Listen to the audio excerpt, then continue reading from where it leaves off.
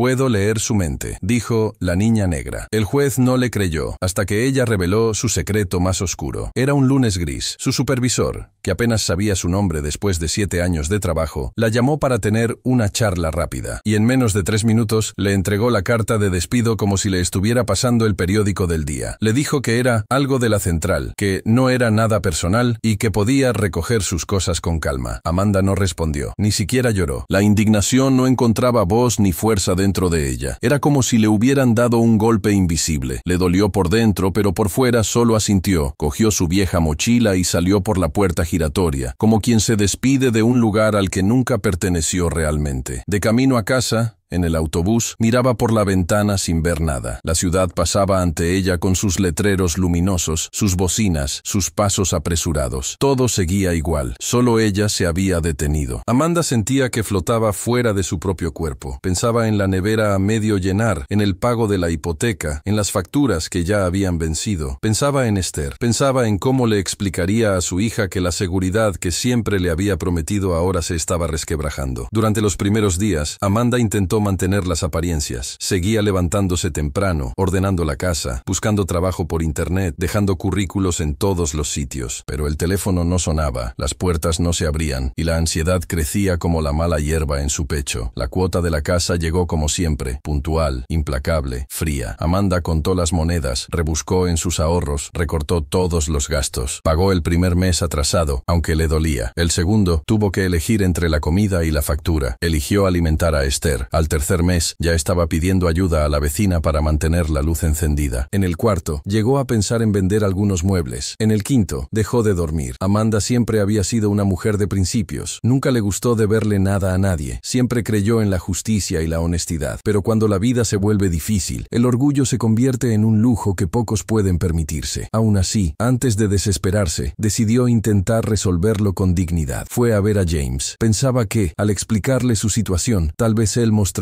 un poco de humanidad. Al fin y al cabo, no se trataba de mala fe. Solo era una mujer que había caído y estaba tratando de levantarse. Era solo un momento difícil, una mala racha. ¿Quién no ha pasado por eso? Pero James no era el tipo de hombre que escuchaba historias. No la miraba a los ojos. Sus palabras sonaban como decretos. Le dijo que ya había sido demasiado paciente, que los retrasos estaban violando el contrato y que iba a solicitar la orden de desahucio. Amanda, con la voz entrecortada, le pidió 30 días más, una renegociación, cualquier cosa. Él se negó y firmó el documento allí mismo, delante de ella. Frío, sin dudar, salió de la sala sintiendo que el suelo había desaparecido bajo sus pies. Caminó por las calles como quien lleva el peso de un edificio entero sobre sus espaldas. Al llegar a casa, se encerró en su habitación y lloró en silencio. Esther, al otro lado de la puerta, también se quedó en silencio. Su hija lo notaba. Sentía que el aire era diferente, el olor del miedo, el sabor de la inseguridad, pero fue hacia su madre y la abrazó. Todo va a salir bien, mamá. Días después, llegó la notificación judicial. Amanda tenía 30 días para desalojar la propiedad, 30 días para empacar los años de lucha, los recuerdos de su padre, los dibujos de Esther pegados en la pared, el pequeño jardín que finalmente estaba floreciendo. Todo. Se irían, o peor aún, los echarían. La audiencia se fijó rápidamente. Amanda acudió con todos los papeles en la mano, recibos de pago, contratos, todo. Se sentó sola frente al juez Connor, que la miraba con un aburrimiento institucionalizado en la mirada. James estaba presente, acompañado de un abogado con un traje caro y el rostro impasible. Amanda intentó explicarse. Habló de su despido, de su impecable historial de pagos. Dijo que siempre había sido puntual, que siempre había cumplido con su parte. Lo mostró todo, pero al juez no parecía importarle el pasado. Para él, lo que importaba era la fría letra de la ley, y la letra decía que el retraso permitía la rescisión del contrato. El martillo golpeó como un trueno, y allí, en el silencio del tribunal, Amanda sintió que algo se rompía dentro de ella. Algo que no tenía nombre, pero que dolía como si hubiera perdido una parte de sí misma. Al salir, Esther corrió a los brazos de su madre. Amanda la abrazó con fuerza, tratando de mantener la compostura, pero no pudo. Las lágrimas brotaron, por la injusticia, por la impotencia, por la sensación de haber fallado incluso después de haberlo hecho todo bien. El mundo no era justo, y en ese momento, Amanda comprendió que para ganar en este mundo, a veces, no bastaba con ser honesta, correcta o luchadora. Se necesitaba algo más, pero ella no sabía qué, todavía. No sabía que una pequeña chispa de esperanza ya había comenzado a encenderse fuera de la sala del tribunal, y venía en forma de una niña de 12 años, con una mente afilada como una navaja y un corazón inflamado por la justicia. Esa noche, el cielo estaba cargado de nubes y una lluvia fina caía por las ventanas de la casa como si toda la ciudad llorara junto con Amanda. El reloj marcaba casi las 11 de la noche. La luz de la sala estaba encendida, pero no iluminaba nada. Amanda estaba sentada en el sofá con las manos en el regazo, inmóviles, como si ya no formaran parte de su cuerpo. Tenía los ojos secos, pero no por falta de dolor. Al contrario, estaban secos porque se habían agotado. Llorar ya no era una reacción posible. El cuerpo simplemente ya no respondía. Esther, que hasta entonces había respetado el silencio de su madre, se acercó con pasos lentos. Solo tenía 9 años, pero en su mirada se reflejaba una madurez forzada que no se enseña, solo se aprende con la vida. Se subió al sofá, se acurrucó en el regazo de su madre y apoyó la cabeza en su pecho, tratando de escuchar ese corazón que siempre le había parecido inquebrantable, pero que ahora latía de una manera extraña, débil, pesada. «Mamá, vamos a estar bien, te lo prometo». Esas palabras, pronunciadas con tanta sencillez, rompieron el muro invisible que Amanda había levantado a su alrededor. No había llorado en público, no se había derrumbado en el tribunal, no se había derrumbado ante el juez, pero allí, con su hija en brazos, sin público, sin juicio, sin papeles que demostraran su dignidad, Amanda se derrumbó. Apretó a Esther contra su pecho, como si quisiera protegerla de un mundo que no perdonaba ni siquiera a quienes solo querían vivir con dignidad. Lloró con todo su cuerpo, y en medio de ese llanto también sintió algo diferente: vergüenza. Vergüenza de no haber podido cumplir la promesa que siempre le repetía a su hija: mientras yo esté aquí, no te faltará nada. Pero ahora, el techo que las protegía tenía los días contados. Pero Esther no estaba allí para culpar a nadie. Ella estaba hecha de otra pasta. El dolor de su madre la transformaba, y fue en ese momento de silencio cuando algo se encendió dentro de ella. Una especie de chispa que, si se cuidaba, podría convertirse en fuego. Miró a Amanda con ojos decididos. «Sé quién puede ayudarnos». Amanda se secó los ojos con el dorso de la mano, tratando de recuperar el control de la situación. Su voz sonó entrecortada, cansada, casi sin esperanza. «¿Quién, hija?» «Laura». Amanda frunció el ceño. Sabía quién era Laura, la mejor amiga de su hija, una niña negra, delgada, de ojos vivos y mente inquieta, inteligente por encima de la media. Amanda recordaba haber hablado con ella una vez, cuando la niña pasó horas explicándole los derechos constitucionales, a pesar de ser solo una estudiante de primaria. Amanda quedó impresionada en ese momento, pero ahora, en ese momento de colapso, esa sugerencia le parecía absurda. ¿Cómo podría una niña ayudarla? «Hija, Laura es una niña. Es inteligente, sí, pero eso no es cosa de niños». Esther, con una calma que desafiaba su edad, habló con la firmeza de quien cree en lo imposible. Ella entiende más de justicia que mucha gente mayor, y le gustan esas cosas de la ley, de los tribunales. Estudia eso porque quiere cambiar el mundo, mamá. Amanda quería creer, quería aferrarse a esa esperanza, pero el peso del mundo real era demasiado grande. Aún así, cuando Esther cogió el móvil, envió un mensaje y dijo: «Laura vendrá aquí mañana temprano». Amanda no tuvo fuerzas para negarse. Era todo o nada. A la mañana siguiente, Laura apareció en la puerta con una mochila a la espalda, cuadernos en las manos y la misma expresión decidida de siempre. Llevaba un abrigo grueso, el pelo trenzado y gafas de montura fina. Saludó a Amanda con respeto y fue directa. «Esther me lo ha contado todo. He leído sobre el caso. Sé el nombre del juez, del vendedor, los detalles del contrato, y voy a ayudar». Amanda miró a aquella niña con una mezcla de sorpresa, duda y admiración. Había algo en la forma en que Laura hablaba, una convicción que rara vez se ve en los adultos. La niña se sentó a la mesa, sacó los cuadernos de la mochila, organizó los documentos, abrió leyes impresas, con fragmentos subrayados con un rotulador. Era impresionante. «Sé que parece una locura», dijo Laura, sin apartar la vista del papel, «pero tu madre tiene derecho. El contrato es impugnable, tiene cláusulas que violan principios básicos de equidad, y si el juez no hubiera sido tan parcial, ella nunca habría perdido esa casa». Amanda observaba en silencio. Algo dentro de ella comenzaba a reorganizarse. Una parte que se había apagado, ahora se reavivaba. Quizás era esperanza, quizás era la voz de su padre resonando dentro de ella diciéndole: «Confía en la vida, incluso cuando parezca rota». Laura pasó todo el día estudiando los papeles. Amanda preparó la comida, le ofreció café, y poco a poco empezó a creer que quizás aquella pequeña abogada sabía realmente lo que estaba haciendo. Ese mismo día, Laura redactó una solicitud formal de apelación y se la hizo firmar a Amanda. «Vamos a apelar, señora Amanda, y en el próximo juicio seré yo quien la defienda». Amanda se atragantó. «¿Tú? ¿En el tribunal?». Laura asintió dijo con naturalidad. Se reirán de mí, pero después me escucharán, se lo prometo. Amanda quería decirle que eso era imposible, que ningún juez tomaría en serio a una niña, que el sistema no estaba hecho para escuchar a niñas negras con trenzas y ojos soñadores. Pero entonces miró a Laura y vio en ella el mismo brillo que veía en su padre cuando hablaba de justicia, y decidió que, si había una posibilidad, aunque fuera mínima, lo intentaría. Esa noche, Amanda durmió diferente. Por primera vez en semanas, sintió que tal vez, solo tal vez, la historia no había terminado. No era el final, era el comienzo de una nueva batalla. Y su ejército, por improbable que fuera, comenzaba con una niña decidida y una promesa. Nadie le quitaría lo que Amanda había construido con tanto sudor. Laura llegó temprano, tal y como había prometido. Llevaba una carpeta llena de notas y un cuaderno que parecía una extensión de su propia alma. No llevaba tacones ni maquillaje, llevaba zapatillas, vaqueros, una chaqueta sencilla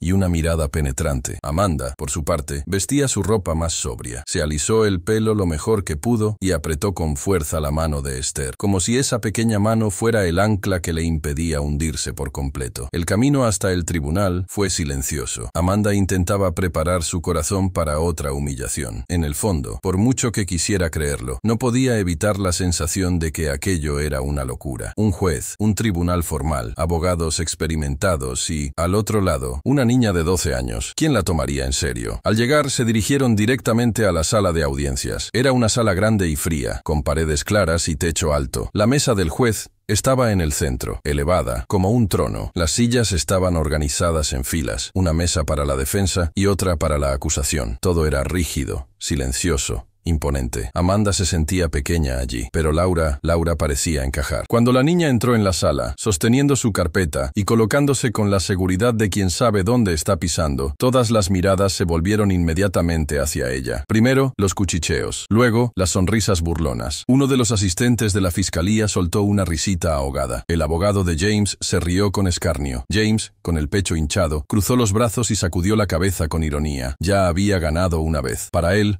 aquello no era más que una repetición cómica. Pero nada superó la reacción del juez Connor. Al ver a Laura de pie, frente a él, como si tuviera alguna autoridad en aquel entorno, Connor arqueó una ceja con cierto placer venenoso. La miró como quien observa a un niño invadir un espacio que no le pertenece. ¿Es esto algún tipo de broma?, dijo secamente, sin ocultar su desprecio. ¿Dónde están los abogados de verdad? Laura no respondió de inmediato. Solo abrió su maletín con calma, tomó el protocolo de apelación firmado por Amanda y lo colocó sobre la mesa. No apartó la mirada del juez y con voz firme, serena, sin afectación, respondió: el recurso ha sido aceptado legalmente y yo he sido designada por la demandada como su representante técnica. La ley no lo prohíbe. El juez anterior ratificó la convocatoria. Estoy aquí de forma legal y me quedaré. La sala se quedó en silencio. El juez miró los papeles irritado y confirmó. La entrada de Laura había sido registrada y, efectivamente, era técnicamente legal. Muy raro, extraño, pero posible. Connor resopló, visiblemente molesto. Aún así, la audiencia tenía que comenzar. Del lado de James, el abogado no perdió tiempo. Con un vocabulario rebuscado y un tono ensayado, repasó los hechos. Amanda se había retrasado en los pagos. El contrato preveía la recuperación de la propiedad. La justicia ya había decidido la devolución. Habló durante casi 15 minutos. Mostró documentos, citó fragmentos de la legislación, reforzó que la defensa intentaba manipular la narrativa con emociones en lugar de hechos. Cuando terminó, miró a Laura con una sonrisa de satisfacción, como diciendo: buena suerte, chiquita. Y entonces, llegó el turno de Laura. Se levantó, se ajustó las gafas, caminó tranquilamente hasta el centro de la sala y pidió permiso para hablar. Al principio, el juez dudó, pero ante la legalidad del recurso, accedió. Y lo que siguió fue algo que nadie en la sala olvidaría jamás. Laura comenzó con una pregunta sencilla: ¿cuántos retrasos justifican borrar toda una vida de esfuerzo? No utilizó jerga jurídica ni lenguaje complicado. Su discurso fue claro, directo, pero cargado de precisión. Se aseguró de demostrar con documentos en la mano que Amanda había pagado durante años sin fallar nunca, que el valor de los intereses cobrados por James a lo largo del contrato superaba lo permitido, que jurídicamente el acuerdo era abusivo en varias cláusulas y que, además, había que tener en cuenta el contexto social y económico. jurídico. Amanda no era una morosa crónica, sino una víctima temporal de un sistema cruel que, en lugar de proteger, castigaba. Pero Laura no se detuvo ahí. Aportó precedentes jurídicos, casos similares, jurisprudencia. Utilizó la Constitución como escudo y como espada. Señaló fallos en el juicio anterior, poniendo de manifiesto el sesgo de la decisión del propio juez Connor. Habló de la moralidad de la ley, del derecho a la vivienda, de la protección de la dignidad humana, y lo hizo sin tropezar ni una sola vez. Poco a poco, la burla dio paso a la inquietud. El abogado de James ya no se reía. James apretaba los dedos contra el banco, y el juez, antes arrogante, ahora miraba a Laura con ojos más cautelosos. Aquello estaba lejos de ser una representación infantil. Era una brillante exhibición de inteligencia y dominio jurídico, viniendo de una niña. Amanda no está pidiendo limosna, concluyó Laura. Solo está pidiendo justicia. Está pidiendo que se reconozca lo obvio, que ella es la dueña de esta casa por derecho, por esfuerzo, por historia. Y si este tribunal no puede ver eso, entonces, ¿quiénes somos nosotros para hablar de justicia? El silencio que se instaló tras las palabras de Laura fue diferente. No era incómodo, era reflexivo, profundo, casi pesado. Nadie se atrevía a interrumpir ese momento. Connor, por primera vez, parecía sin palabras. Su mirada recorrió la sala en busca de apoyo, pero no lo encontró. El juez se levantó, pidió un breve receso y salió de la sala. Al regresar, con el rostro visiblemente tenso, anunció su decisión: la revocación de la decisión anterior, la devolución de la casa a Amanda y la suspensión de cualquier deuda restante por el cobro de intereses abusivos. Amanda se derrumbó. Esther corrió hacia su madre y la abrazó con fuerza. Laura solo sonrió discretamente y guardó sus papeles, sin euforia, sin vanidad. Sabía que había hecho lo correcto. Por parte de James, el silencio era de frustración. Por primera vez, había perdido. Y había perdido contra alguien a quien nunca había considerado una amenaza. Amanda salió de ese tribunal con su hija a un lado y Laura al otro. Tres mujeres negras, de tres generaciones diferentes, saliendo victoriosas de un sistema que tantas veces había intentado borrarles. Y en ese momento no había viento frío, edificios altos ni miradas torcidas que pudieran borrar lo que habían conquistado. El tribunal nunca volvió a ser el mismo después de ese día. Era como si Laura hubiera dejado no solo un argumento contundente, sino una presencia imposible de ignorar. La niña de 12 años había derrotado, con palabras afiladas y la verdad en el pecho, una estructura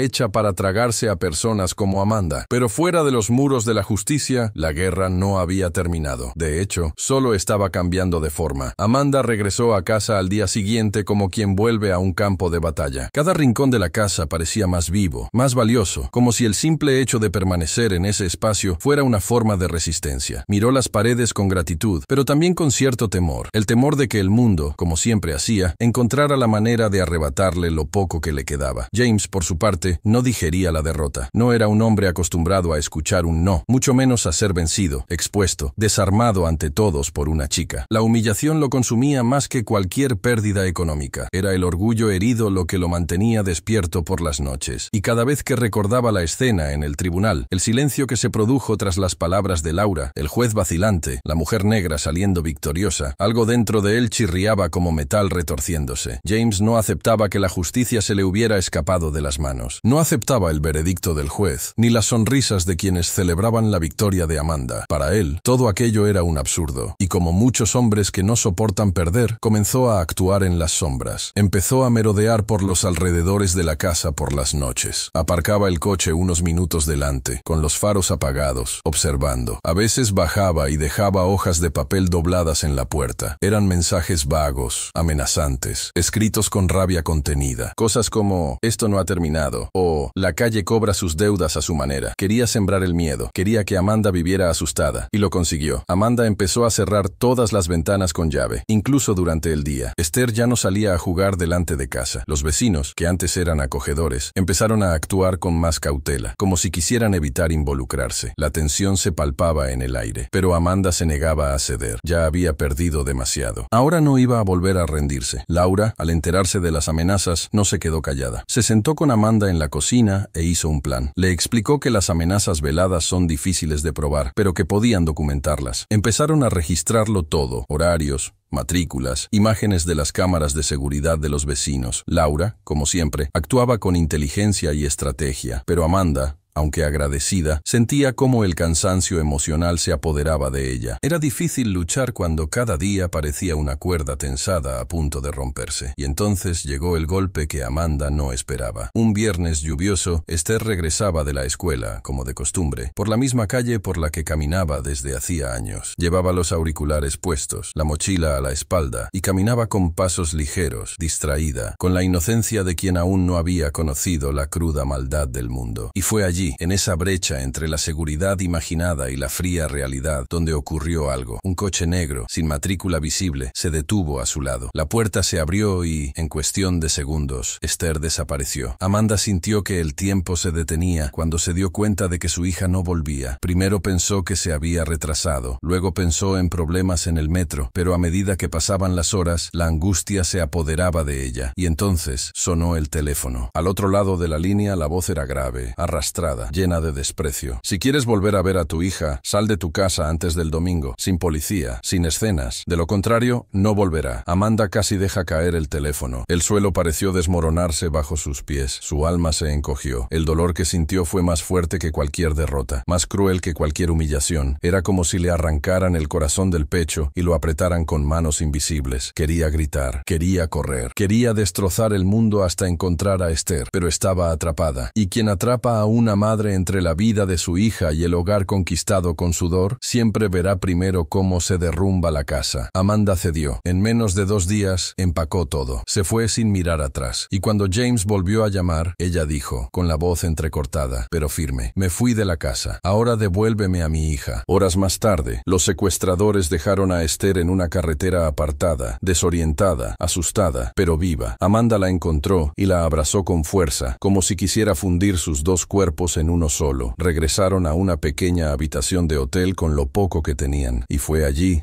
en ese colchón fino, bajo una lámpara amarillenta, donde Amanda se dio cuenta de que el sistema no era el enemigo más peligroso. El verdadero peligro provenía de aquellos que se negaban a aceptar que habían perdido. Pero James aún no estaba satisfecho. Quería más. Quería vengarse de quien lo había desarmado ante el mundo. Laura, esa chica que lo había hecho parecer pequeño. Junto con el juez Connor, el mismo que al principio había fallado a favor de James, ideó un plan para enviarle un mensaje a la pequeña abogada. Era sucio, bajo, cruel. Planeaban secuestrar a Laura y a sus padres. Los llevarían a un lugar aislado. Romperían su espíritu, destruirían su paz, le infundirían miedo en el alma. James creía que, si Laura experimentaba el dolor de perder el control, nunca volvería a tener el valor de enfrentarse al sistema. Pero había algo que James aún no había aprendido. Laura no era una chica cualquiera. Había presentido el peligro, había percibido las miradas, las señales, y se había preparado. Cuando los hombres irrumpieron en su casa por la noche y se la llevaron, pensaron que habían ganado. Pero Laura había activado un botón oculto en su mochila, un botón que enviaba su ubicación en tiempo real a la policía. En menos de 20 minutos, la casa donde se encontraban fue rodeada por coches patrulla. James y Connor fueron arrestados, junto con todos los implicados. Fue un escándalo. A la mañana siguiente, los periódicos publicaban el titular: Niña prodigio impide un secuestro con un plan brillante y desenmascara una red de corrupción en la justicia. La ciudad se detuvo para escuchar. Todo el país volvió sus ojos hacia aquella joven, y Amanda, lejos de la casa que tanto amaba, lloró de orgullo. Lloró porque sabía que, incluso en medio de la oscuridad, todavía había luces encendidas. La justicia había sido desafiada, y por primera vez en mucho tiempo, respondió a la altura. La casa estaba vacía, no solo de muebles, cortinas o cuadros, sino de historia, de presencia, de alma. Era como si Amanda hubiera sido arrancada de ese lugar, no solo con los pies, sino con su esencia. La victoria que Laura había conseguido con tanta valentía ante el tribunal, ahora parecía frágil ante la realidad que se impuso después. La justicia había ganado en el papel, pero la vida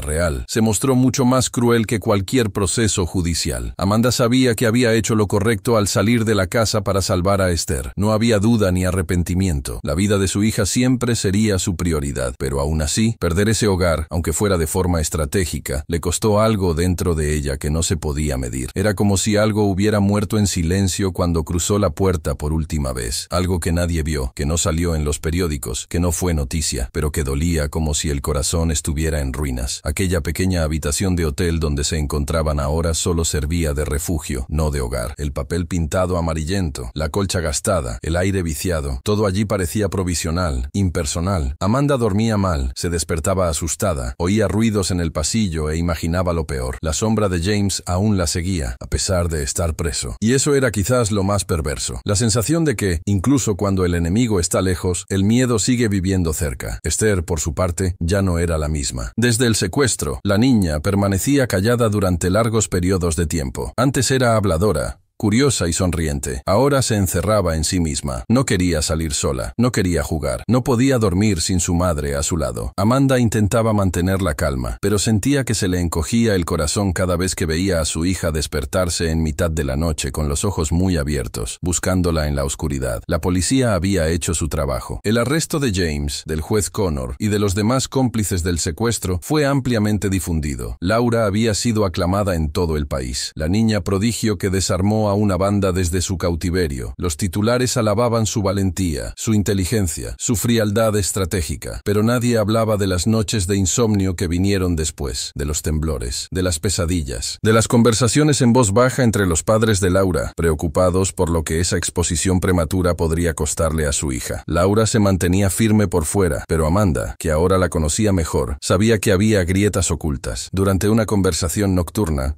mientras tomaban té barato sentadas en un sofá donado, Laura le confió: «Hay momentos en que me gustaría ser solo una niña, ¿sabes? Una niña normal, que nadie esperara tanto de ella, que no tuviera que demostrar nada a nadie, solo vivir». Amanda escuchó en silencio, con los ojos húmedos. Lo entendía perfectamente, porque ella también había crecido demasiado rápido. También había tenido que aprender pronto que el mundo no era justo, y que a veces, para sobrevivir, había que ser más fuerte de lo que se sentía. Los días siguientes estuvieron llenos de visitas de periodistas, invitaciones a entrevistas, llamadas de emisoras, ONG, políticos. Todos querían hablar con Laura. Todos querían convertir a la niña en un símbolo, en un ejemplo, en un titular, pero a pocos les importaba lo que ella realmente sentía. Amanda comenzó a actuar como una especie de guardiana. Filtraba los accesos, bloqueaba las llamadas, protegía a Laura como podía. La niña se había convertido en una segunda hija, una extensión del coraje que ella misma ya no sabía si tenía. James, aunque estaba en prisión, seguía acechando sus vidas. Cada vez que había noticias sobre él, Amanda se estremecía. Una vez se enteró de que había intentado fugarse de la cárcel, pero el plan fracasó. En otra ocasión, descubrieron cartas escritas por él en las que amenazaba a quienes estaban detrás de su condena. Incluso entre rejas, James seguía sembrando el miedo. Fue entonces cuando Amanda se dio cuenta de que el concepto de justicia era más amplio de lo que imaginaba. No bastaba con una sentencia, no bastaba con una condena. La justicia,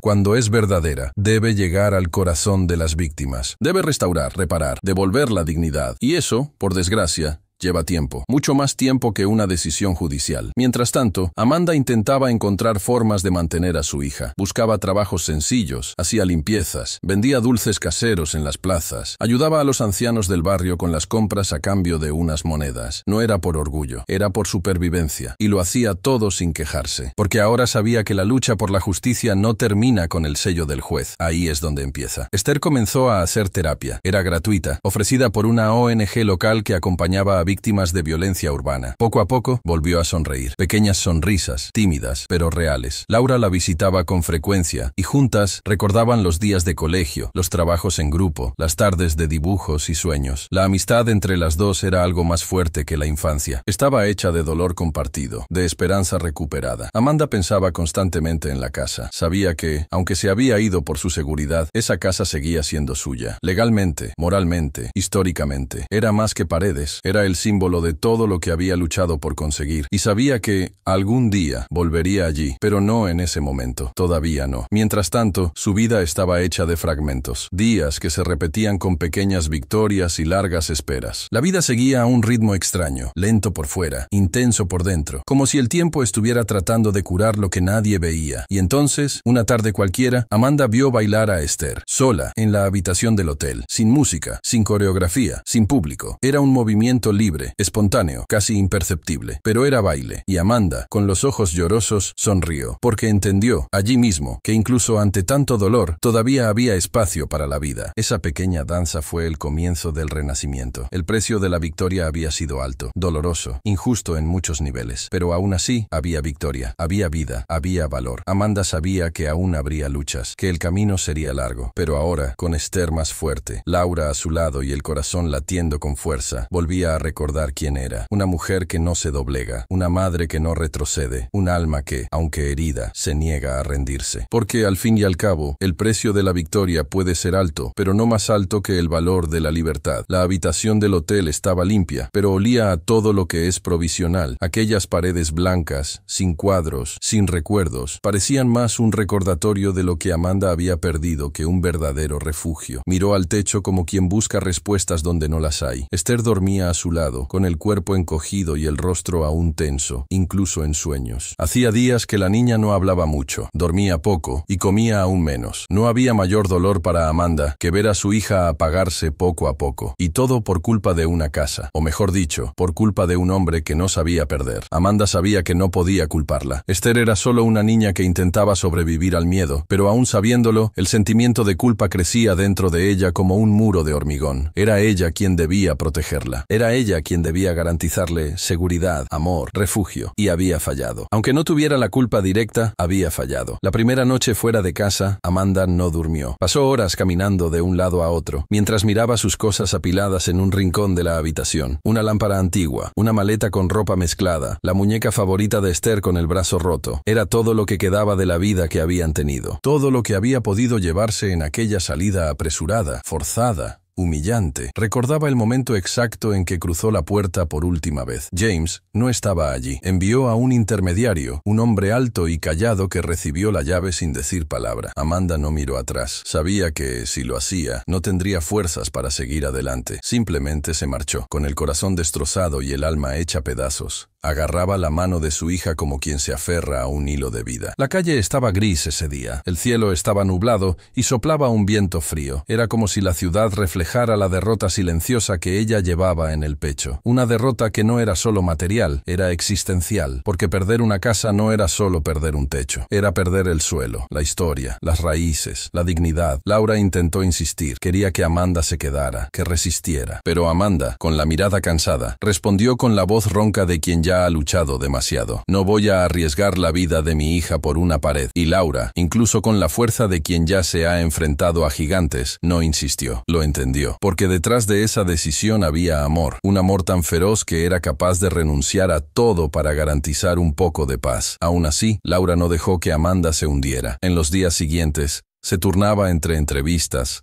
audiencias y visitas. La imagen de la joven abogada prodigio había ganado fuerza a nivel nacional, pero aprovechaba cada oportunidad pública para recordar que detrás de cada titular había una mujer real que aún necesitaba ayuda. Y esa mujer era Amanda. Amanda, por su parte, intentaba mantener la cordura. Durante el día, salía en busca de cualquier trabajo que pudiera encontrar. Limpiaba edificios comerciales, lavaba platos en un pequeño restaurante cerca del barrio chino y vendía dulces hechos con los pocos ingredientes que conseguía improvisar en el microondas del hotel. No era mucho, pero le garantizaba pan, leche y un mínimo de estructura para Esther. A veces pensaba en volver a la lavandería donde trabajaba, aunque sabía que su despido era definitivo. Otras veces pensaba en pedir ayuda a los servicios sociales, pero su dignidad se lo impedía. Ya lo había perdido todo. No quería perderse a sí misma. No era culpa suya. Lo sabía, pero el mundo no siempre ve con justicia lo que es justo, y ser negra, mujer y pobre, en una ciudad que premia a los fuertes y hace invisibles a los caídos, era como llevar una cruz silenciosa a la espalda, todos los días, sin tregua. Las noches eran lo peor. Era cuando el silencio pesaba, cuando el cuerpo cedía, pero la mente no descansaba. Amanda pasaba horas mirando por la ventana del hotel, contemplando los altos edificios en la distancia. En alguno de esos apartamentos, familias cenaban sin miedo, niños dormían en sus propias habitaciones, madres guardaban documentos en cajones con una dirección fija. Y ella allí, sin dirección, sin garantías, sin hogar. Una noche, Amanda bajó a la recepción del hotel para buscar una toalla. Era tarde, el pasillo estaba vacío. Y fue entonces cuando escuchó, de pasada, las noticias en la televisión del vestíbulo. James lo estaban trasladando a una prisión de máxima seguridad después de haber sido sorprendido intentando influir en los guardias dentro de la prisión. Era el tercer intento de manipular el sistema desde dentro de la celda. Amanda sintió una mezcla de alivio y temor. Alivio porque, de alguna manera, todavía estaba siendo controlado. miedo, temor porque eso solo reforzaba lo obsesionado que estaba. Ella sabía, incluso sin pruebas, que ese hombre no descansaría hasta intentar recuperar lo que consideraba suyo, aunque eso le costara la paz de todos los que lo rodeaban. Subió a su habitación sin decir nada, y allí, en silencio, se hizo una promesa a sí misma. Iba a empezar de nuevo, pero no como antes. Esta vez, no esperaría a que el sistema reconociera su dolor, no esperaría que el mundo fuera justo con ella. Buscaría la justicia por sus propios medios, pero sin prisas, sin gritos. Iba a reconstruir, aunque fuera poco a poco, porque, a veces, ganar es sobrevivir con la cabeza alta. Al día siguiente, Amanda llevó a Esther al parque por primera vez en semanas. Se sentaron en un banco de madera, viendo a los otros niños jugar. Esther no quería jugar. Se quedó en el regazo de su madre, solo observando. Tendremos otra casa, ¿verdad, mamá? Amanda cerró los ojos por un segundo, respiró hondo y respondió con la verdad más firme que tenía en su corazón. Sí, mi amor. No sé cuándo ni cómo, pero la tendremos. Era una promesa, y las promesas, en la vida de Amanda, eran como semillas. Podían tardar en florecer, pero siempre daban fruto cuando se regaban con fe. Laura seguía moviéndose. No dejaba que el caso se enfriara. Estaba decidida a conseguir que Amanda no solo fuera reconocida como dueña de la casa, sino que también fuera compensada por lo que había sufrido. Sus argumentos estaban siendo escuchados por abogados de renombre, ONG internacionales e incluso por figuras políticas que veían en ella a una nueva generación que no tenía miedo de enfrentarse a lo imposible. Pero Laura también estaba diferente, más seria, más cerrada. El secuestro le había dejado profundas huellas. No hablaba mucho de lo que sintió durante su cautiverio, pero su madre le contó a Amanda, en voz baja, que a veces la encontraba sentada en la oscuridad de su habitación, sola, pensando. Amanda lo entendía, y no la presionaba. Sabía que el silencio también era una forma de curación. Cada uno lidia con el dolor a su manera. Y Laura, a pesar de su brillante mente, era solo una niña que había enfrentado horrores que ni siquiera los adultos podrían soportar. La ciudad siguió su curso. Los días pasaban, los coches seguían circulando. La gente seguía viviendo. Pero en el corazón de Amanda, el tiempo transcurría de manera diferente. Más lento, más denso. Ella sabía que su historia no había terminado. Solo estaba en un intervalo. Y en esos intervalos cultivaba la fuerza, como quien afila la hoja de su propio destino. Porque lo que Amanda tenía no era solo dolor, era fe. Fe en que, incluso después de una amarga rendición, todavía existía un mañana posible. Los pasillos de la prisión en la que James estaba recluido olían a metal envejecido y hormigón mohoso. La luz artificial parpadeaba sobre su celda, proyectando sombras temblorosas en su rostro inmóvil. Habían pasado semanas desde la audiencia que lo había puesto tras las rejas, no por un delito común, sino por planear el secuestro de una niña y sus padres, con la complicidad de un juez corrupto. Pero lo que realmente lo corroe por dentro no es la celda estrecha, ni los horarios restringidos, ni los gritos de otros reclusos que resuenan en la distancia. Lo que lo consume es el nombre de Laura, una niña de 12 años que no solo lo enfrentó, sino que lo humilló ante una sala llena de gente acostumbrada a ver triunfar al poder. James no estaba hecho para perder. Su vida siempre había sido un ejercicio de control, controlar negocios, acuerdos, personas. Era el tipo de hombre que manipulaba los entornos con una simple mirada, y ahora se veía reducido a un número de registro, encerrado, vigilado, olvidado. Era insoportable. Cada noche que pasaba, su rencor crecía como el óxido en un tubo viejo. No era solo rabia, era obsesión. Al otro lado de la celda, el juez Connor pasaba los días en silencio, con el rostro sombrío y los ojos vacíos. La caída para él había sido aún más dura, de magistrado respetado a criminal confeso en cuestión de días. Todo por culpa de la misma chica. Laura había puesto al descubierto sus defectos, su implicación, sus secretos, y ahora compartía celda con el hombre con el que se había aliado en un momento de debilidad y codicia. James y Connor hablaban poco, pero había un pacto implícito entre ellos. No aceptarían ese final. James, sobre todo, ya estaba tramando su próximo movimiento. No para recuperar la casa. Eso ya era agua pasada. Lo que quería ahora era algo más profundo, más cruel. Quería que Laura pagara, no con justicia, sino con dolor. Quería ver cómo se desmoronaba su expresión. Quería herir el orgullo que ella llevaba como armadura. Ya no se trataba de lógica ni de derecho. Era ego herido, era sombra. Y así fue como la venganza comenzó a tomar forma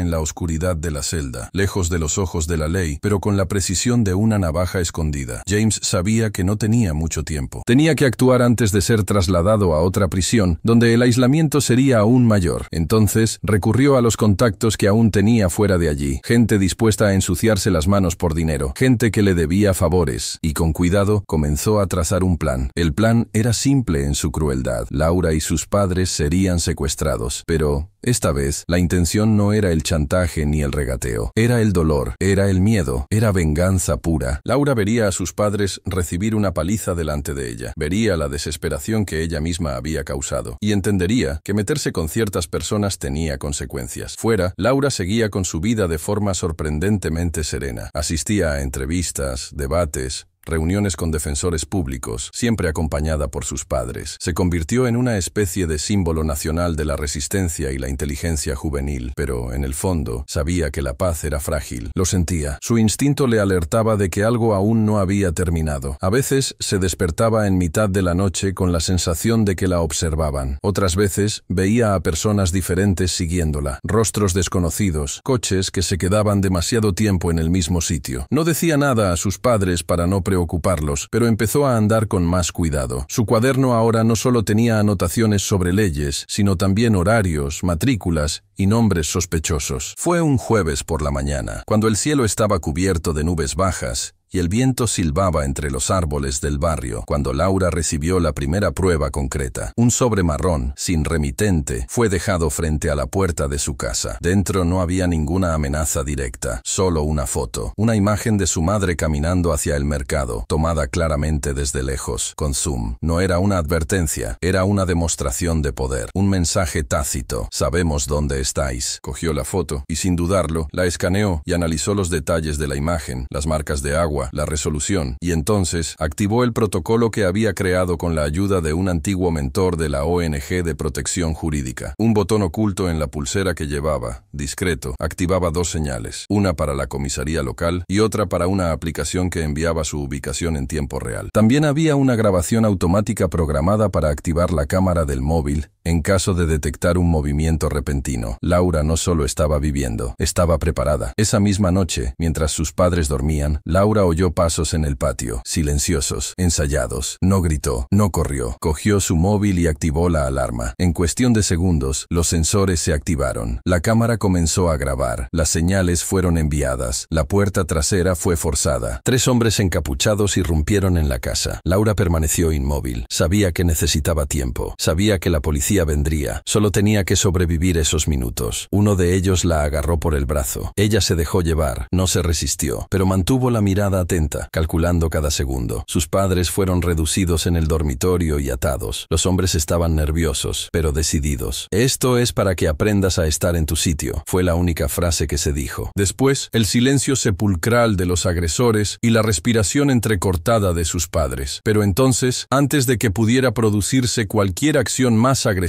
el inconfundible sonido de las sirenas rompió el silencio. La casa estaba rodeada. Había coches patrulla en todas direcciones. Luces rojas y azules parpadeaban en la oscuridad de la noche. Helicópteros sobrevolaban la zona. Los secuestradores intentaron huir por la parte trasera, pero no había salida. Fueron reducidos, esposados y se los llevaron inmediatamente. Laura y sus padres fueron sacados bajo escolta y llevados a un lugar seguro. Estaban a salvo. Durante el interrogatorio, los hombres confesaron. Habían sido pagados por alguien dentro de la prisión, a instancias de James. El juez Connor les había ayudado con los contactos, incluso estando encarcelado. La red era más grande de lo que imaginaban. Estalló otro escándalo. El país se detuvo para ver. James fue trasladado bajo máxima vigilancia. Connor perdió toda posibilidad de defensa. Ahora, la justicia no sería solo técnica, sería definitiva. Laura, aún joven, se convirtió en símbolo de algo más grande que la inteligencia. Representaba la resistencia, la estrategia, el coraje. Demostró que incluso los más jóvenes, cuando están bien preparados, pueden enfrentarse a los poderes más oscuros del mundo adulto. Amanda, al enterarse de todo, corrió a ver a Laura. La abrazó con un cariño que mezclaba gratitud y orgullo. Era más que una amiga, era la chispa que reavivó su vida. Todas estaban conectadas, todas eran supervivientes, todas formaban parte de la misma historia de dolor, valentía y venganza inteligente. Y esa noche, mientras las noticias dominaban los periódicos, Laura se quedó en su habitación, tumbada, mirando al techo. No pensaba en venganza, ni en gloria. Pensaba en paz, pensaba en seguridad, pensaba en la infancia. Algo que, tal vez, nunca había vivido plenamente. Pero ahora, tal vez había una oportunidad. A la mañana siguiente, la luz entraba por las rendijas más lentamente, como si incluso el sol dudara en tocar ese ambiente. Los vecinos espiaban a través de las cortinas. Los periodistas rodeaban la calle, incluso después de las advertencias de la policía. Los reporteros estaban hambrientos de imágenes de la niña que, una vez más, había sobrevivido a un ataque. Pero Laura no salió. No habló con nadie ese día, ni con la prensa, ni con sus amigos, solo con sus padres y con Amanda, que llegó antes de las 8 de la mañana con Esther de la mano y el corazón en un puño. Se abrazaron en silencio, sin necesidad de palabras. Estaban vivas, y eso, en ese momento, lo era todo. Pero Laura no era de las que se quedaban quietas después del impacto. Sabía que el enemigo podía estar encerrado, pero sus brazos aún se extendían como largas sombras. Aquello no era un caso resuelto, solo era el presagio de que la raíz del problema seguía viva, enterrada en profundidades que el sistema ignoraba. Tan pronto como los agentes abandonaron la residencia, Laura subió a su habitación y cerró la puerta con llave. Sacó de un cajón un viejo cuaderno de tapa dura con anotaciones escritas a mano desde que tenía 8 años. En él lo registraba todo: leyes, nombres, fechas, conexiones, observaciones y especulaciones que hacía en voz baja cuando nadie creía que entendía los laberintos del poder. Hojeó página tras página hasta llegar a un nombre que solo ella había mencionado una vez: Cárdenas. Cárdenas era un corredor oscuro, un facilitador. Había aparecido discretamente entre bastidores en las negociaciones entre James y otras familias que habían perdido sus casas por motivos cuestionables. Laura recordaba haber oído ese nombre en una conversación que escuchó por casualidad, mientras revisaba los antiguos documentos de la notaría, aún en los inicios de la lucha de Amanda por la casa. En aquel momento solo le pareció un detalle sin importancia. Ahora no, ahora tenía sentido. Comprendió que James no era solo un hombre que vendía inmuebles, formaba parte de una red, un esquema en el que se redactaban contratos con letra pequeña, cláusulas engañosas e intereses que sangraban silenciosamente a las víctimas hasta el colapso. Y cuando ya no podían pagar, llegaban las órdenes de desahucio, rápidas, impersonales, autorizadas por jueces como Connor, que disimulaban la injusticia bajo el velo de la legalidad. Eso era lo que ella tenía que demostrar. En las semanas siguientes, Laura se sumergió en los registros del ayuntamiento. Habló con antiguos empleados del registro civil, revisó casos de desahucio similares al de Amanda y encontró un patrón. Siempre se trataba de personas de bajos ingresos, generalmente mujeres negras, madres solas. Compraban con dificultad, confiando en promesas verbales de facilidades. Firmaban contratos llenos de trampas legales y, cuando se atrasaban 2 o 3 pagos por motivos como desempleo o enfermedades en la familia, lo perdían todo. ¿Y quién recuperaba las propiedades? James, o empresas directamente vinculadas a él. Laura armó un expediente, reunió pruebas, grabaciones, documentos públicos e informes de víctimas. Pero no bastaba con mostrar la podredumbre, era necesario mostrar el rastro de cómo todo eso se conectaba con el poder. Connor, como juez, validaba los desahucios sin cuestionar nada. Recibía donaciones para campañas electorales anteriores de empresas inmobiliarias vinculadas a James. Algunas decisiones se tomaban en menos de 48 horas, sin espacio para la defensa o un análisis más profundo. Era un sistema que se alimentaba a sí mismo, una máquina que trituraba vidas y devolvía los beneficios a los mismos bolsillos. Con todos los datos en sus manos, Laura organizó una rueda de prensa con un grupo de periodistas independientes. Nada de grandes cadenas, nada de sensacionalismo. Quería la verdad, investigación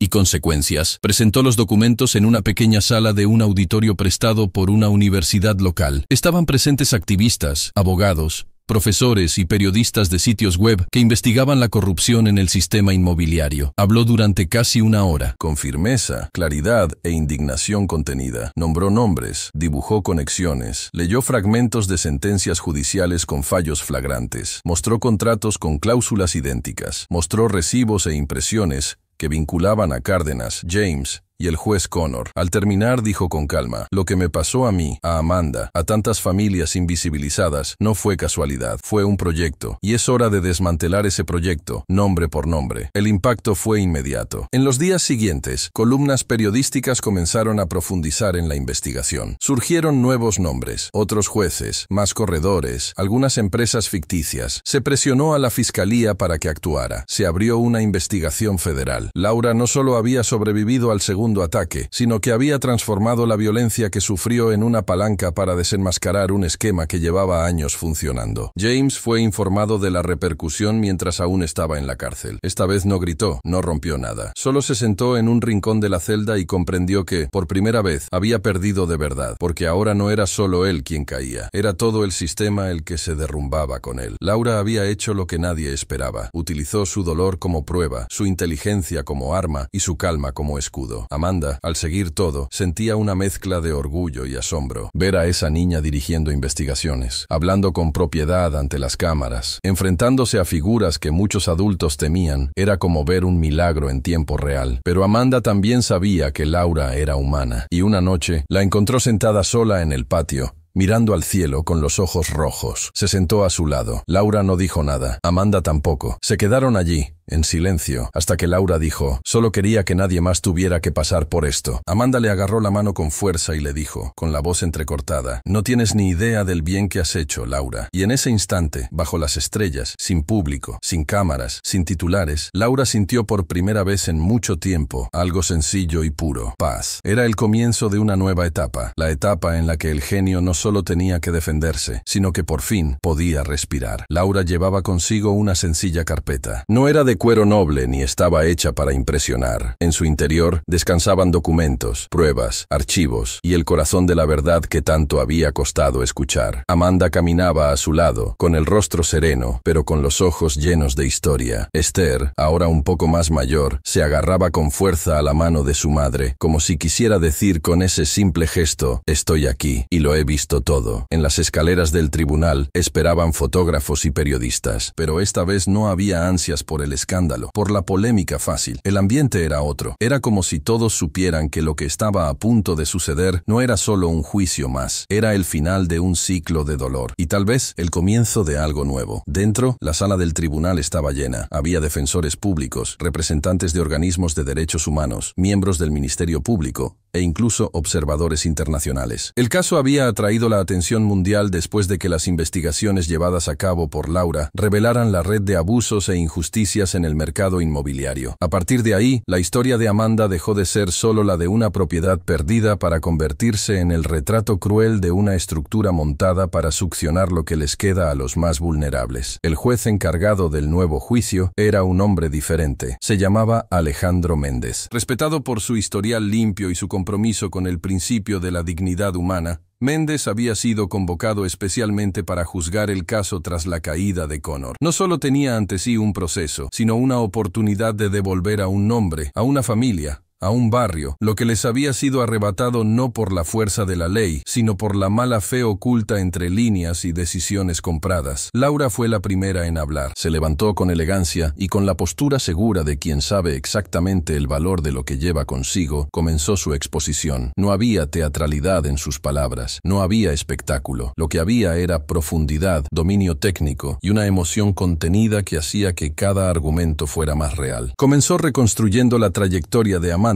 desde la compra de la casa, la entrada pagada con la ayuda de su difunto padre, las cuotas pagadas puntualmente durante años, el historial impecable de compromiso, los momentos difíciles con el desempleo y la cruel negativa de James a renegociar. A continuación, Laura expuso el contexto de las cláusulas abusivas del contrato, los intereses encubiertos, la presión psicológica, los procedimientos judiciales acelerados y, por último, el uso de la fuerza, la intimidación y la violencia directa que llevaron a Amanda a abandonar su propio hogar para salvar a su hija. Pero el punto álgido de su discurso no llegó con las leyes que citó, ni con las pruebas que presentó. Llegó en el momento en que se quedó en silencio durante 2 segundos, miró al juez y dijo: «Nos encontramos ante un caso que no es solo legal, es moral, es estructural, es histórico. A Amanda no solo la han desahuciado, fue silenciada, fue expulsada de su dignidad. Y ahora, su señoría, tiene ante usted la oportunidad de devolver algo que muchos de nosotros creemos que ya no existe: la reparación». El silencio que siguió a estas palabras no era habitual, no era incómodo ni frío, era respetuoso. Era el tipo de silencio que precede a algo importante. Por otro lado, el abogado designado para representar al Estado dudó al intentar rebatir los argumentos. Dijo que entendía la gravedad de lo ocurrido, pero que había limitaciones legales, que la propiedad ya había sido transferida de nuevo, que existían obstáculos burocráticos. Pero sus palabras sonaban huecas ante la fuerza de los hechos. Era como intentar apagar un incendio con una cucharada de agua. El juez escuchó todo con atención. Hizo preguntas pertinentes, solicitó aclaraciones técnicas y leyó los documentos como quien lee algo que realmente importa. Y al final pidió un receso. Nadie salió de la sala. Todos esperaron. 47 minutos después, Méndez regresó. Con el rostro firme, pero sin arrogancia, leyó su decisión en voz clara. Y en ese instante, la historia comenzó a reescribirse. Amanda, por orden de la justicia, recuperaría su casa. Pero no solo eso. El Estado Estado reconocía el fallo sistemático, el abuso institucional y la negligencia que permitieron que fuera víctima de una estructura podrida. Como forma de reparación simbólica y práctica, Amanda recuperaría la propiedad regularizada, sin deudas, sin pendientes, con título de posesión definitivo. Además, recibiría una indemnización por daños morales y se crearía una comisión para evaluar otros casos similares al suyo. La reacción en la sala fue moderada. No hubo aplausos, no hubo gritos, hubo lágrimas, en los ojos de Amanda, en los ojos de Laura, en los ojos de una asistente social que había seguido el caso desde el principio, y en los ojos de un periodista que, en silencio, escribió en su cuaderno: «Hoy, la justicia ha aprendido a escuchar». Amanda abrazó a Laura como quien abraza a una hija. Esther lloraba sin entenderlo todo, pero entendía lo suficiente. La casa era suya de nuevo. Afuera, la multitud que esperaba escuchó la noticia con emoción. Muchas de las personas presentes habían pasado por experiencias similares. Para ellas, ese resultado no era solo la victoria de Amanda, era la victoria de todas las veces que se callaron por miedo. Era la esperanza de que, tal vez, lo imposible aún pudiera revertirse. Laura, al ser interrogada por los periodistas,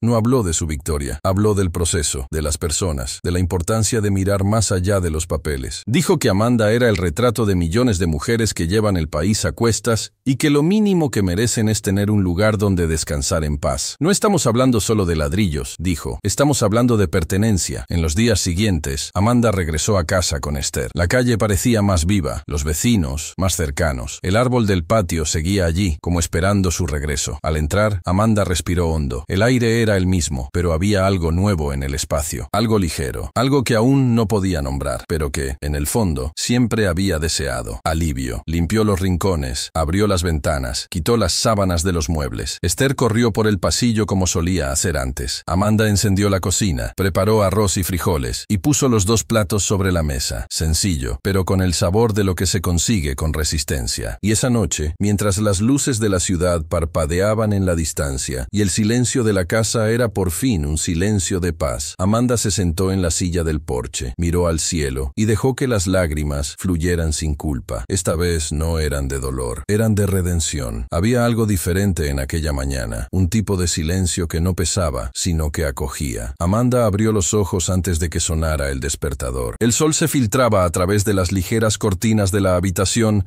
invadiendo el ambiente con una luz dorada y suave que parecía pintar las paredes con esperanza. A su lado, Esther aún dormía, con el rostro sereno, el cabello esparcido sobre la almohada y los dedos cerrados como si aún soñara con un lugar seguro. Y ahora, por fin, ese lugar existía. La casa, la vieja casa, la que durante tanto tiempo había sido sinónimo de lucha, luego se convirtió en escenario de pesadillas, y finalmente fue recuperada con la fuerza de la verdad. Ahora volvía a ser lo que siempre debió haber sido, un hogar. Fueron días intensos desde la decisión judicial. Amanda no volvió corriendo a casa. No quería hacer un espectáculo. Esperó a que todo estuviera en regla con los documentos, a que cambiaran las cerraduras, a que el olor de la ocupación indeseada se fuera con las cortinas que ya no pertenecían al recuerdo de la casa. No quería volver a cargar con los rastros del miedo, la imposición, el abuso. Quería empezar de cero, no en los ladrillos, sino en el espíritu. Y así, con las llaves nuevas en la mano y el corazón latiendo como si fuera la primera vez, cruzó la puerta principal con Esther a su lado. Los pasos fueron lentos. Amanda respiraba profundamente, como si cada inspiración fuera una forma de recuperar todo lo que había perdido. El olor del suelo de madera, el crujido de la puerta de la despensa, el sonido hueco del pasillo cuando estaba vacío. Las paredes, aunque desnudas, aún guardaban recuerdos que no habían sido borrados. En la esquina de la sala, donde estaba el antiguo sillón de su padre, Amanda vio su ausencia como una presencia. Recordó el día en que él la ayudó a entrar en la casa, las palabras que le dijo, el orgullo en su mirada. Era como si él estuviera allí, en silencio, confirmando: has ganado. Tardaste, pero ganaste. Esther corrió hacia su habitación y se rió a carcajadas al ver la ventana desde donde solía observar a los vecinos. Tocó las paredes como si estuviera reencontrándose con un viejo amigo. Amanda se quedó allí, parada, observando a su hija, y en ese momento comprendió con claridad que todo había valido la pena. Cada lágrima, cada noche en vela, cada humillación, porque al final todo era por ella, por su hija, que ahora sonreía sin miedo, corría sin vigilancia, respiraba sin el peso universo de lo que pudiera pasar. Las semanas siguientes fueron de reconstrucción, no de la estructura de la casa, sino de la rutina. Amanda limpiaba cada habitación como si también estuviera limpiando los rastros de dolor que el tiempo había dejado. Pintó las paredes con la ayuda de los vecinos, plantó flores en la entrada, volvió a colgar los cuadros de la infancia de Esther, reconectó recuerdos. Nada caro, nada lujoso, pero todo hecho con amor, con tiempo, con sinceridad. Laura aparecía a menudo. Llegaba con cuadernos, libros, a veces con una tarta hecha por su madre. Se sentaba a la mesa con Amanda para hablar del futuro, de los próximos casos que quería asumir, de los niños que necesitaban ser escuchados, de la justicia que aún debía enfrentarse en tantos lugares. Pero también había momentos de silencio entre ellas, momentos en los que no era necesario decir nada. Bastaba una mirada, un café recién hecho, el ruido de la puerta al abrirse con el viento. Era en esos instantes cuando Amanda se daba cuenta de lo mucho que había crecido Laura. No en altura, ni en edad, sino por dentro. Era impresionante verla caminar por la casa como alguien que nunca se había ido, como si formara parte de esa historia desde el principio, aunque solo hubiera entrado en medio. Amanda la observó una vez mientras Laura leía en el sofá, descalza y con las gafas resbalándose por la nariz. Pensó en lo absurdo que había sido que aquella niña tuviera que enfrentarse a tantos adultos, a tantas estructuras, y, al mismo tiempo, se llenó de orgullo por haber conocido a alguien capaz de usar la inteligencia como puente, no como espada. Alguien que construía caminos con palabras, con razón, con empatía. Alguien que hacía justicia sin necesidad de vengarse. Una tarde, sentadas en el patio, Amanda le preguntó: ¿Has pensado en dejarlo, Laura? ¿En vivir como una niña por un tiempo? Laura tardó en responder. Se quedó mirando al cielo. Luego respondió con calma: Ya lo he pensado, pero me gusta luchar. Y sé que, si lo dejo, mucha gente que depende de mi voz perderá lo poco que tiene. Amanda asintió, y no insistió más, porque entendió que algunas personas no nacen para descansar, nacen para encender la luz donde se esconde la oscuridad. Mientras tanto, la noticia de la decisión judicial definitiva que devolvió la casa a Amanda seguía teniendo repercusión. Los periódicos publicaban artículos sobre el precedente histórico. Las ONG involucradas en el caso comenzaron a utilizar la historia como ejemplo en seminarios y foros sobre vivienda popular. Y, curiosamente, el nombre de Amanda comenzó a aparecer en espacios antes inaccesibles. La invitaron a contar su experiencia en un centro comunitario, luego en una universidad. Amanda, tímida al principio, comenzó a comprender que su dolor no había sido en vano. Se convirtió en una voz, en un símbolo, en un ejemplo, pero no dejó de ser quien era. Seguía levantándose temprano, cuidando de Esther, barriendo la acera, limpiando los muebles con un paño húmedo. Seguía yendo al mercado, mirando los precios, comprando poco a poco. La diferencia era que ahora lo hacía con los pies firmemente plantados en el suelo. Sabía que,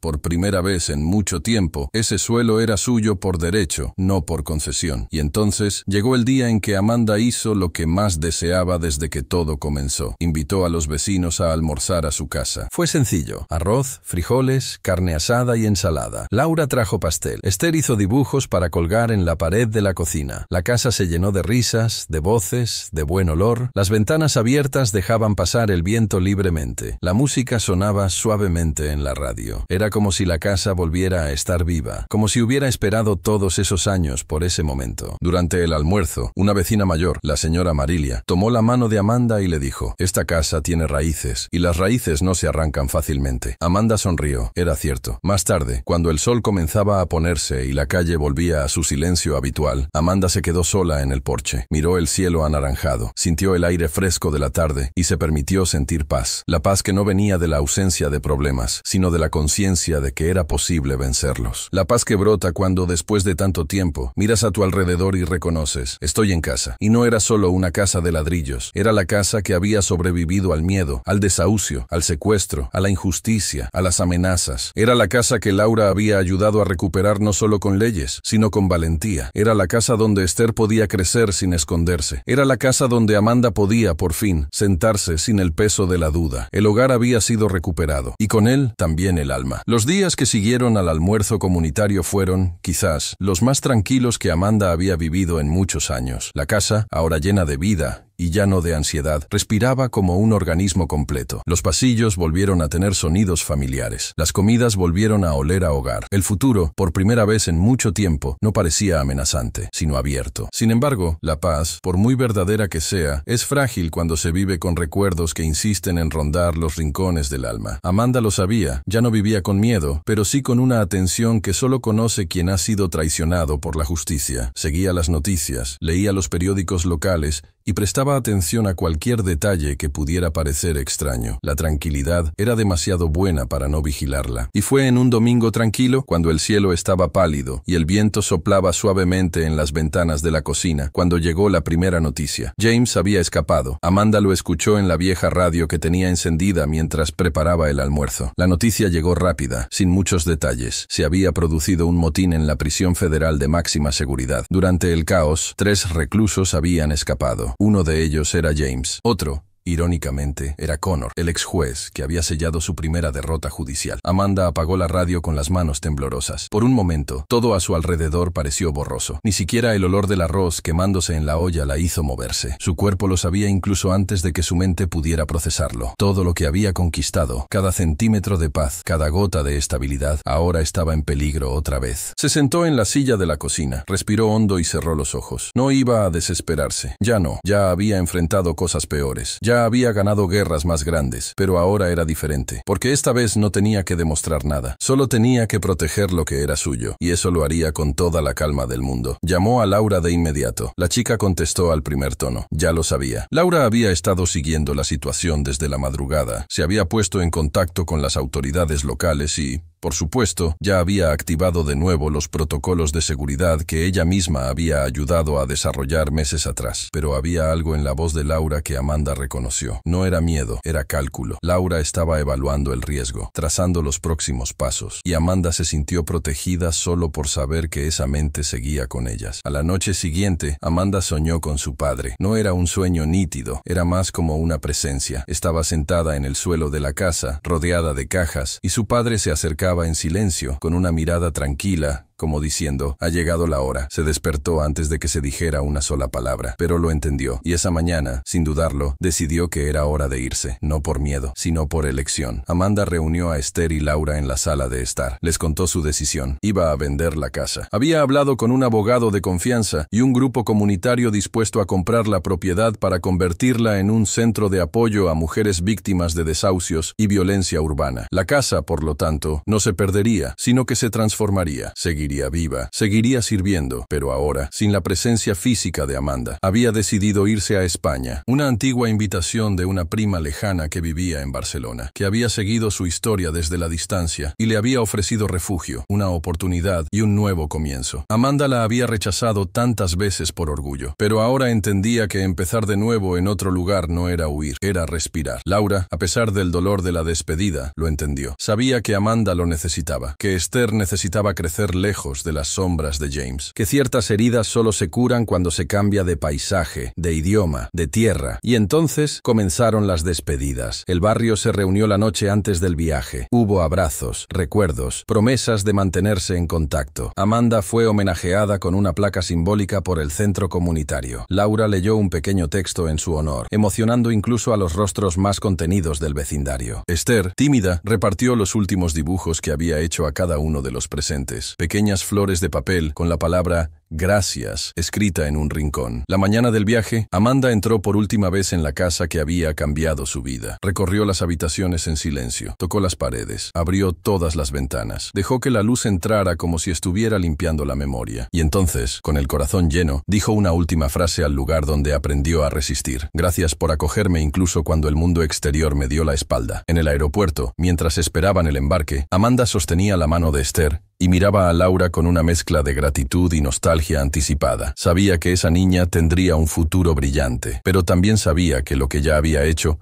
era más grande que cualquier título, premio o diploma. Laura había sido el milagro de su vida, y Laura con los ojos llenos de lágrimas, solo dijo: «Donde quiera que estén, esta historia seguirá viva». El avión despegó cuando el cielo estaba despejado. Amanda miró por la ventana y vio cómo Nueva York se alejaba. Vio cómo los edificios se hacían pequeños, las calles se estrechaban, los barrios desaparecían. No sintió tristeza, sintió ligereza. Era como si por primera vez pudiera volar sin llevar el peso del mundo sobre sus hombros. En España, Amanda fue recibida con los brazos abiertos. Empezó poco a poco. Un trabajo como ayudante en una panadería. Esther matriculada en una escuela bilingüe. Nuevos vecinos, paisajes diferentes, idiomas cruzándose por las calles. Pero también había algo familiar allí: la fuerza, la capacidad de empezar de nuevo. En Barcelona, Amanda empezó a escribir. Empezó con cartas, luego con notas, hasta que una asistente social local la animó a plasmar su historia en un libro. Lo escribió todo, desde la compra de la casa hasta la huida de James. Escribió sobre Laura, sobre el poder de la justicia cuando se utiliza con valentía, sobre el amor de una madre, sobre la resistencia. El libro se publicó un año después, se tradujo a 3 idiomas, se convirtió en lectura obligatoria en las facultades de Derecho Social, y Laura, al otro lado del océano, recibió un ejemplar con una dedicatoria escrita a mano: «No solo salvaste mi casa, salvaste mi alma, y ahora mi futuro es ligero porque le enseñaste al mundo a escucharme». Pasó el tiempo. James fue recapturado en la frontera con México con documentos falsos. Connor no resistió las heridas tras un intento desesperado de fuga. El ciclo, por fin, se cerró. Amanda, ahora frente al mar Mediterráneo, vive sin miedo. No porque el mundo haya cambiado por completo, sino porque ella ha cambiado. Y cuando una mujer como Amanda se levanta, el mundo que la rodea lo siente. Porque el verdadero comienzo no es cuando se huye del dolor, es cuando se transforma el dolor en semilla. Y Amanda floreció.